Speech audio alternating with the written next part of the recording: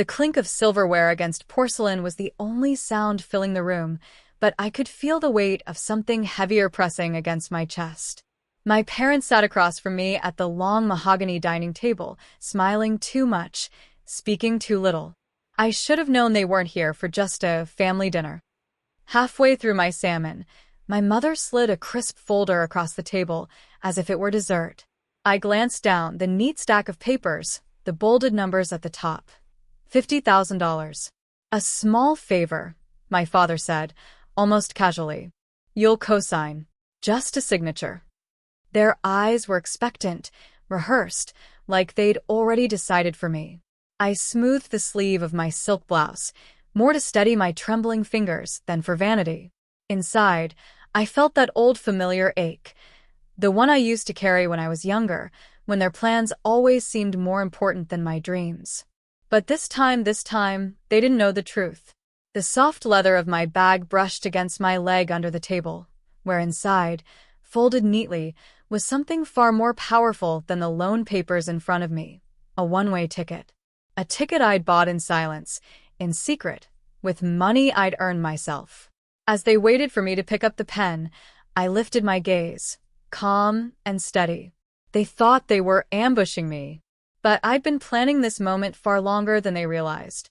I wasn't always this composed. There was a time when the sound of my father's voice could make my throat tighten, and my mother's sighs could cut through me sharper than any knife. I remember one night in particular. I must have been 21, still living in their house, trying to balance college classes and a part-time job at a cafe downtown. I came home exhausted, smelling like burnt espresso, my shoes squeaking against the tiled floor. I had just gotten an email that day, an internship offer in New York. It wasn't glamorous, it wasn't even paid, but it was mine. A step toward the life I wanted. I remember standing in the kitchen, the overhead light buzzing faintly, as I told them about it. My voice was hopeful, almost trembling with excitement. My father barely looked up from his newspaper. Unpaid? That's not a job, Emily. That's a hobby. My mother folded her arms, her tone sharp, final. We didn't raise you to chase silly dreams. You'll stay here, finish school, and then we'll see what's realistic. The words sank like stones inside me. I could feel my cheeks burning, my hands shaking as I gripped the counter. My dream felt so small in their presence, so fragile, like it would shatter if I dared defend it. That night, I cried quietly in my room, muffling the sound with my pillow. But I wasn't entirely alone. On my nightstand sat a small silver locket, a gift from my grandmother before she passed. Inside was a photo of her as a young woman, standing in front of a tiny bookstore she once owned. She had told me, "Never let anyone else decide how big your life gets to be." Her words echoed louder than my parents' disapproval. The next morning, my eyes still swollen, I packed a small duffel bag with essentials, my laptop, a few clothes, the locket tucked safely inside. I didn't tell them. I didn't ask permission. I left. I boarded a bus with just $214 in my account and no clear plan, only the stubborn fire in my chest that whispered, "If they won't believe in you, you'll just have to believe in yourself twice as hard." That was the night the old version of me died, the obedient daughter who waited for approval. And it was the first step toward the woman who now sits across from them at dinner, calm, unshaken, with a ticket of her own choosing. The first weeks on my own felt like drowning in cold water. I had traded a roof over my head for a cramped studio with peeling paint and a radiator that hissed all night. The kind of place where you kept your shoes on indoors and prayed the neighbors didn't fight too loudly through the walls. I worked 2 jobs, mornings at a cafe, nights at a bookstore, just to cover rent and survive. Every paycheck was stretched to the last dollar, but I held on to that internship in New York. Even unpaid, it gave me something my parents never did, a glimpse of possibility. That's where I met Claire. She was everything my mother wasn't, confident, encouraging, unafraid of failure. She wore bold lipstick, carried herself like she belonged in every room, and when she spoke, people listened. She wasn't my boss. She was a mid-level editor who noticed me lingering after hours, hunched over articles I wasn't even assigned to. One evening, she tapped her nails on my desk and said, You've got something, Emily. Don't waste it trying to please people who'll never see it.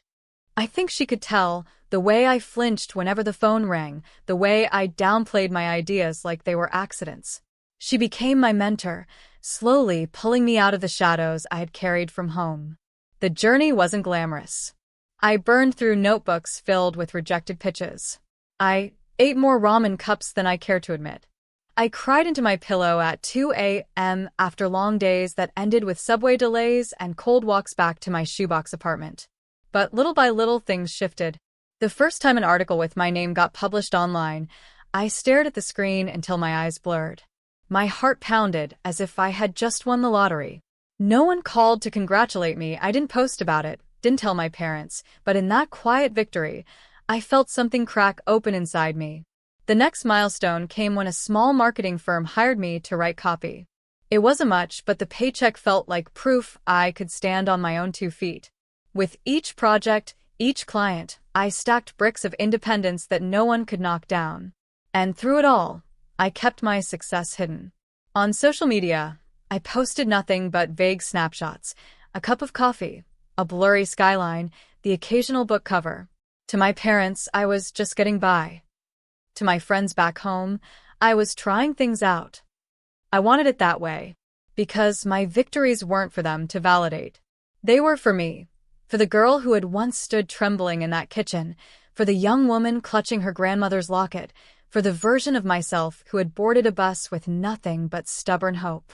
Years passed, and the girl who once left home with $214 in her account now had more than just rent money. She had investments, a growing reputation, clients who trusted her voice.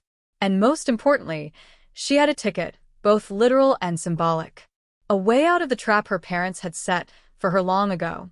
Back at the dinner table, the silence thickened after my father's words. Just a signature. He slid the pen closer, his hand firm, certain, like this was already settled.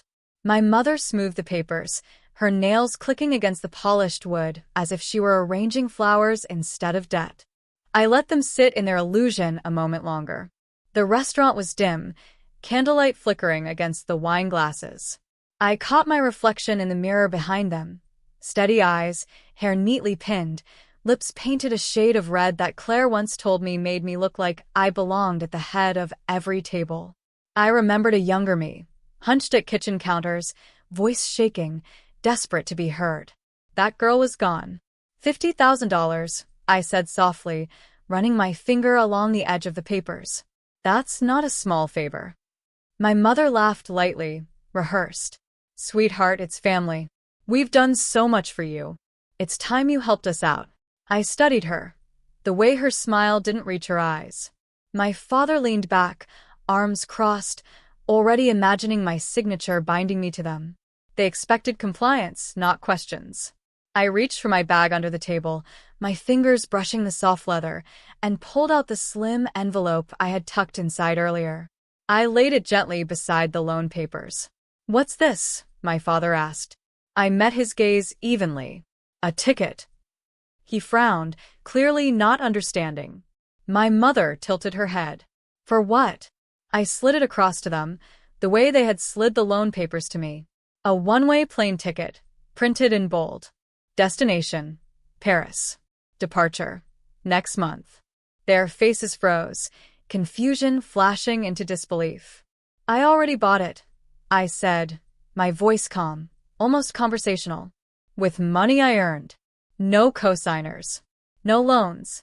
No strings." My father's jaw tightened. "You can't be serious."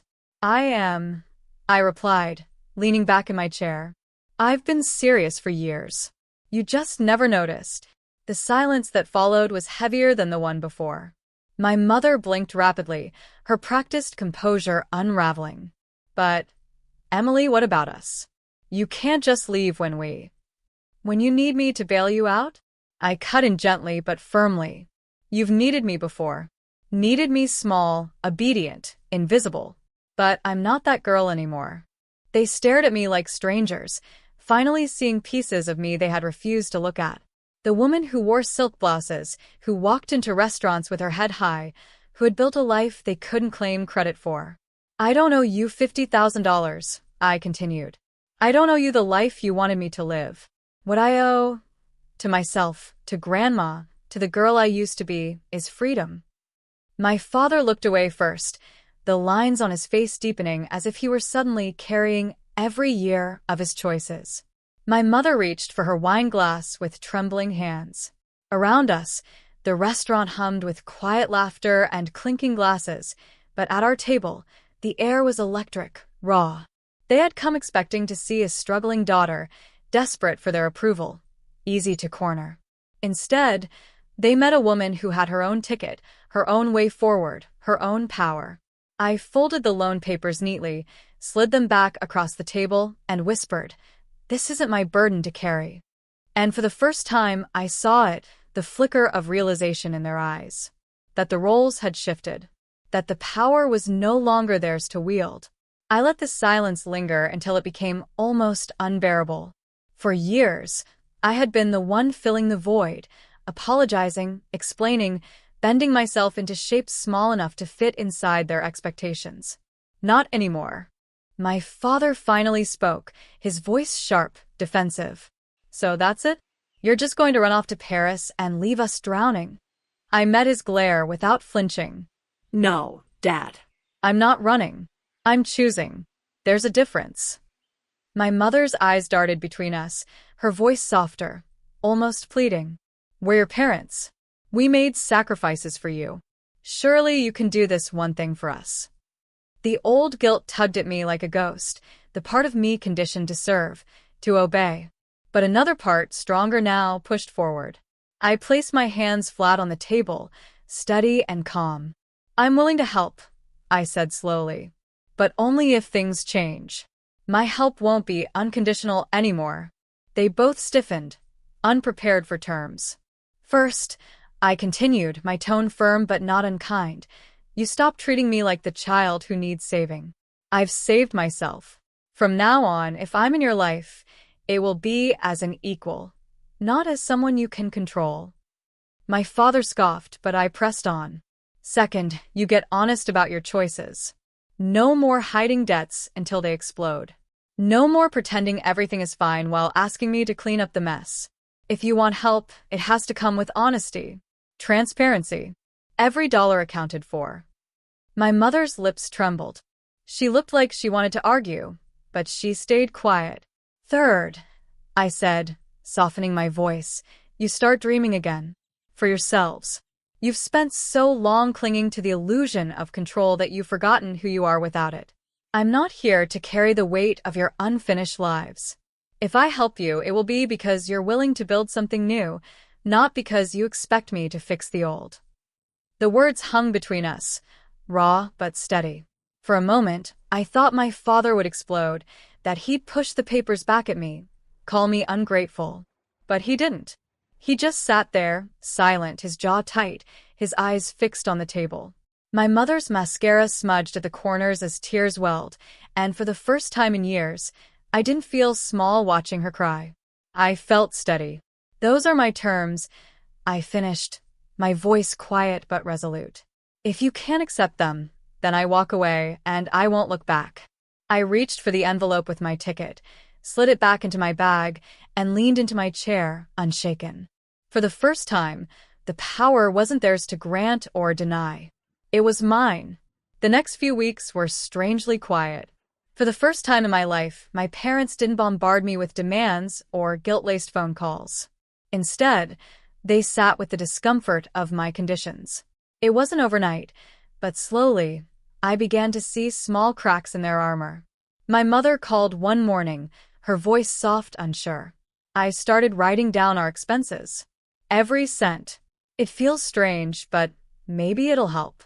My father didn't apologize, he never was the type, but he surprised me.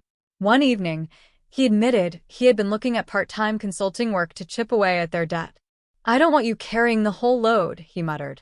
It wasn't a confession of guilt, but it was more than I'd ever heard from him. And maybe that was enough. As for me, I kept moving forward. My Paris ticket rested safely in my drawer, a reminder that my life was mine to shape. Sometimes I would hold it in my hands, trace the letters of my name printed boldly across it, and feel a surge of quiet power.